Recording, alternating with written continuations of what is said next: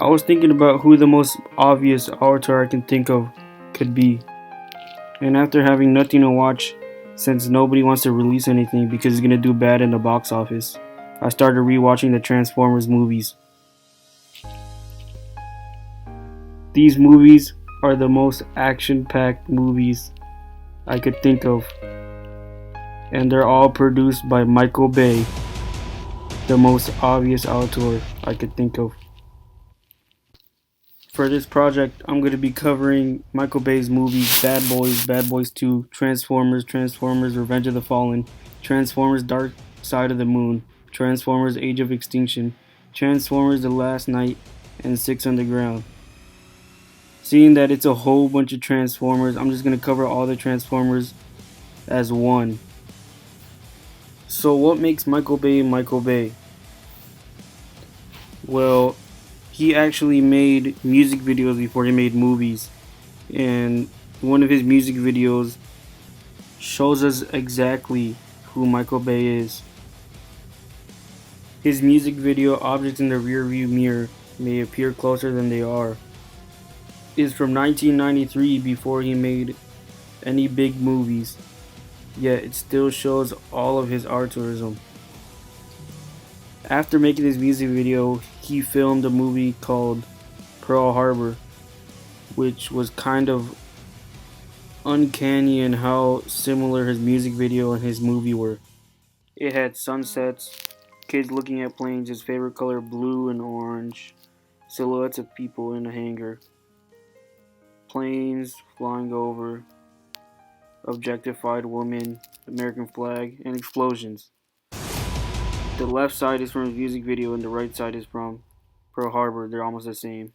So basically, to be Michael Bay, you need to have sunsets, a blue-orange color palette. You need to objectify women. It has to be American with the flag. It has to be explosions. It can't be anything other than an action comedy.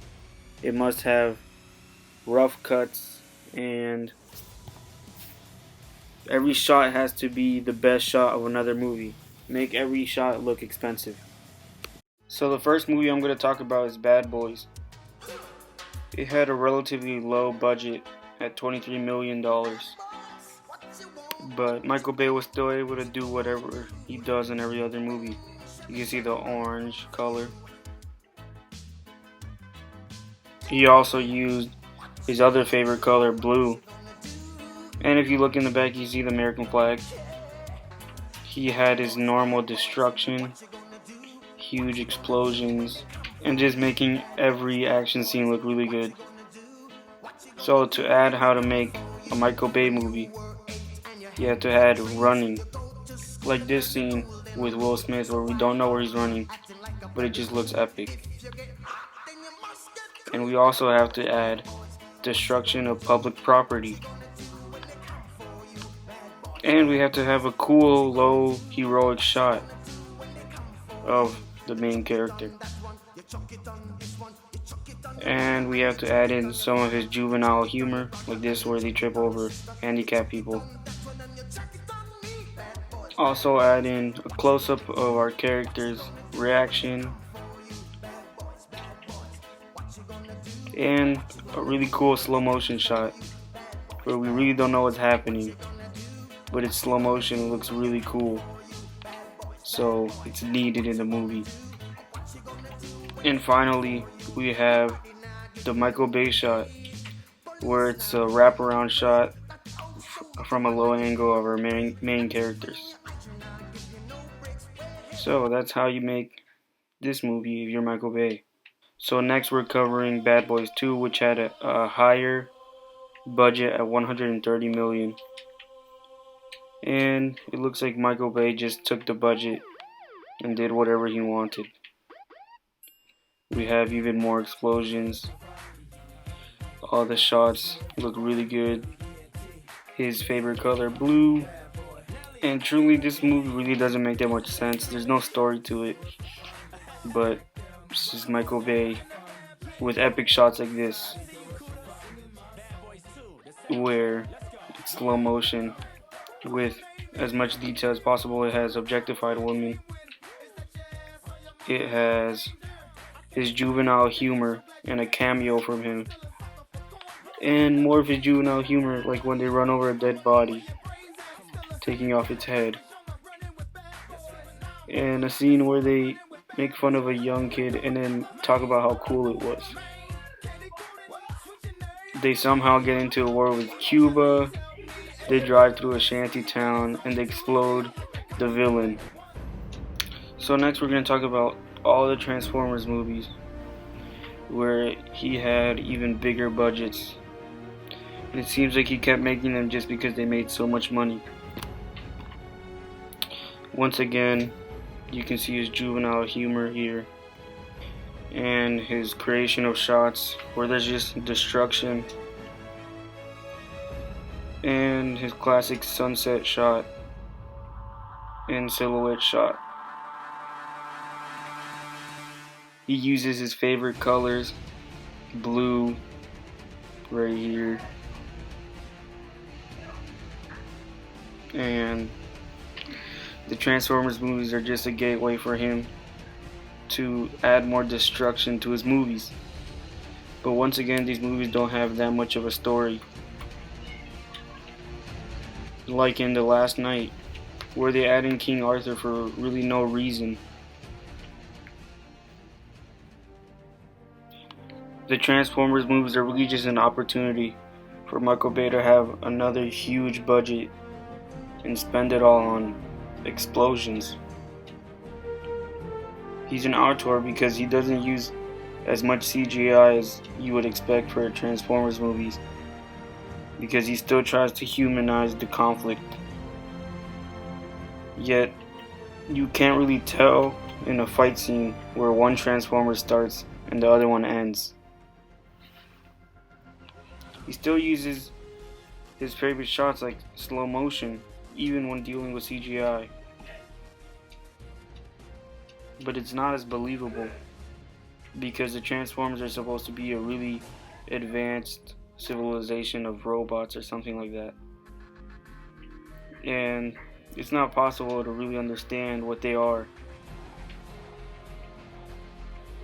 I think Michael Bay just did a really good job in making these movies something good to watch because of the good video quality and the explosions and the slow motion scenes and the different zoom-ins and all the different elements that he has in all his other movies.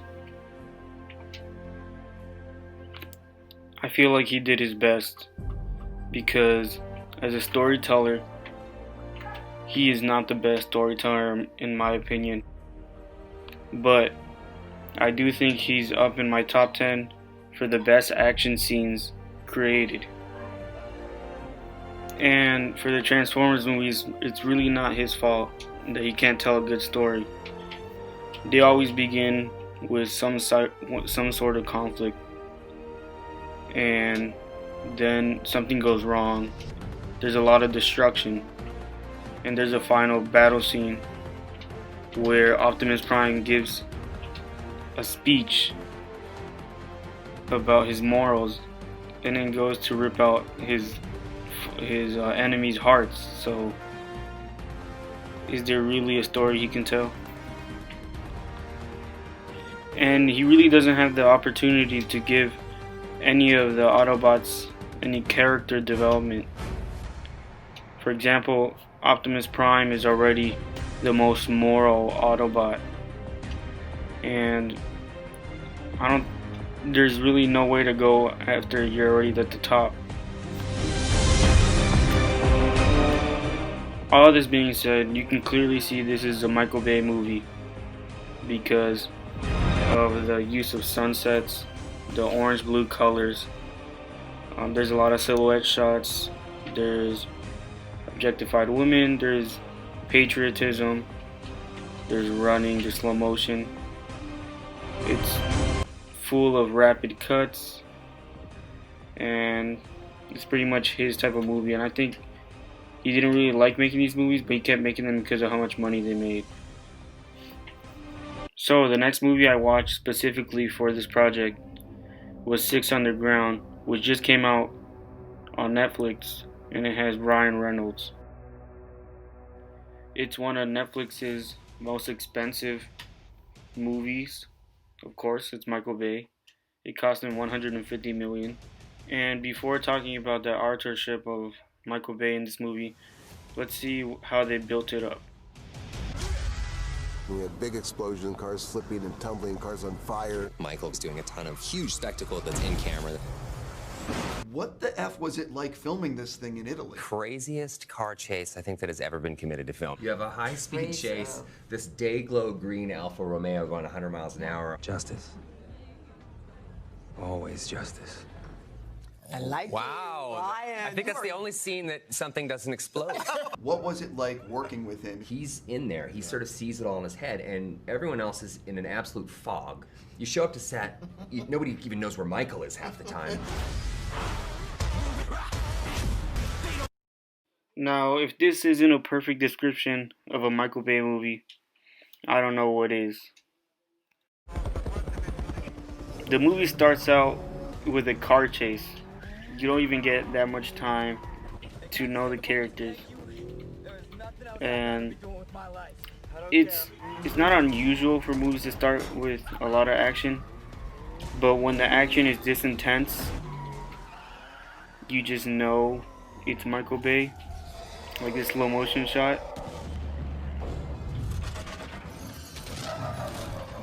So with this movie, you don't need to know a lot to know that's Michael Bay. I could have guessed it without looking it up or seeing who the producer was. Because, of course, he has his juvenile humor, like when the nuns fall off of bikes and stick up their middle fingers. Or just the random running over of people and the character's reaction close up. You hit one more person and I'm walking. You hear that? The backseat driving going on. And just his weird sense of humor.